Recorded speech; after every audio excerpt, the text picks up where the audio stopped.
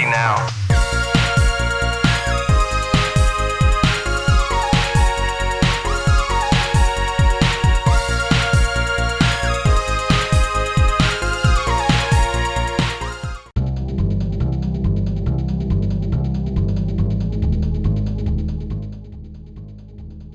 South Park's PlayStation outing would prove a cautionary tale of stretching the hardware beyond capacity. While the Iguana-led N64 shooter would be modestly received a year prior, Appaloosa Interactive would be given the unenviable job of bringing it to Sony's console with a quick turnaround. Unfortunately, the results are far from optimal. Bereft of technical merits, devoid of variety, and replete with tiring shootouts that leave you numb, South Park marks one of the weaker licensed outings on the PlayStation 1. Considering the sheer number of dodgy licensed games the system would end up hosting, this is something of a dubious feat.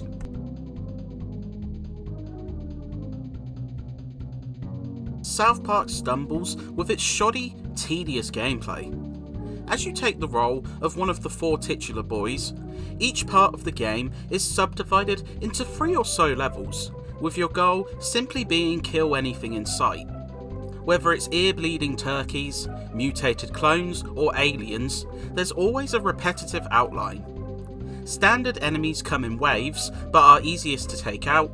Tanks are larger foes who not only take more damage, but can also spawn lower enemies.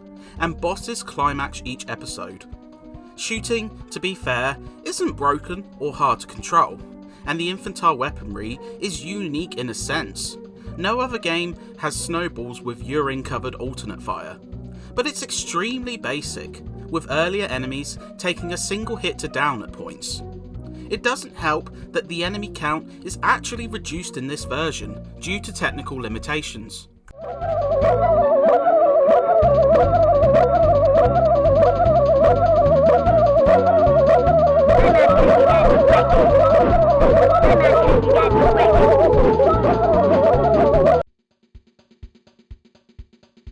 All of this grows old very quickly and is compounded by the sheer quantity of enemies, sparse and very straightforward level design, and inconsistent bosses which range from infuriating, such as the first giant turkey boss which has a narrow target on its keister, to stupidly easy.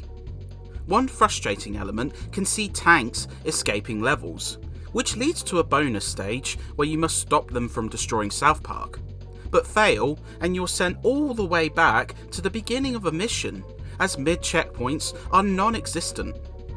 After killing what feels like hundreds of turkeys in the first 2 levels, fatigue has already begun to set in, and the game's basic design and lack of variety make it a chore to finish.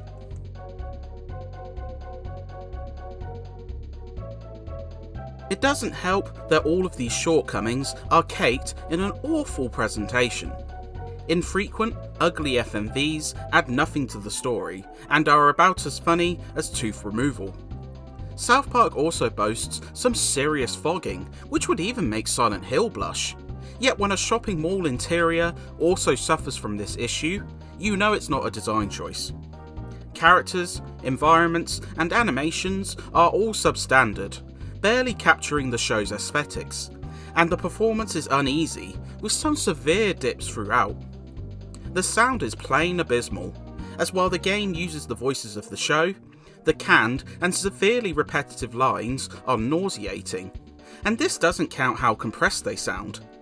You'll want to rip your ears off the first time you encounter multiple turkeys, and classic characters screaming the same lame lines again only make things worse. The music, or music track, is the same looped, unflattering tune repeated ad nauseum, and the effects all lack punch and suffer from the same issues of compressed, crap sound quality. A big comet is headed our way. It's gonna cross paths with the Earth, and when it does, all kind of crazy, spooky stuff is gonna happen. Spooky like how? Spooky like you better get your asses indoors, children. I'm not kidding. Our lives are in danger!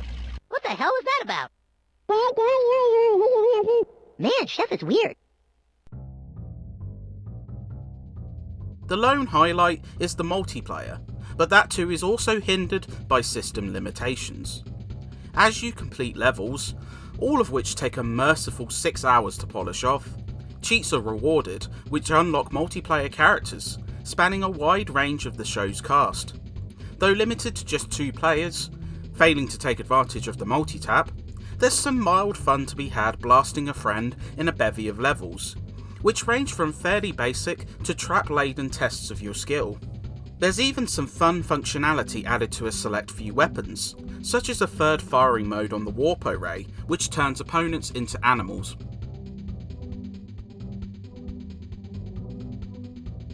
South Park is a bad time, doing little to dispel the trend of poor licensed fodder from Acclaim. While the idea of a first-person shooter set in the fictional Colorado town isn't the worst, it's completely undone by tediously designed shooting, which swings from mind-numbing to frustrating depending on the game's whims. When coupled with an abysmal presentation, a noticeable absence of the show's trademark humour, and enough canned lines to build a small fort, the end result is borderline misery. Saved only by somewhat decent multiplayer and mechanics which, admittedly, lead to functional controls and shooting, South Park is still best avoided, even by those who adore the show.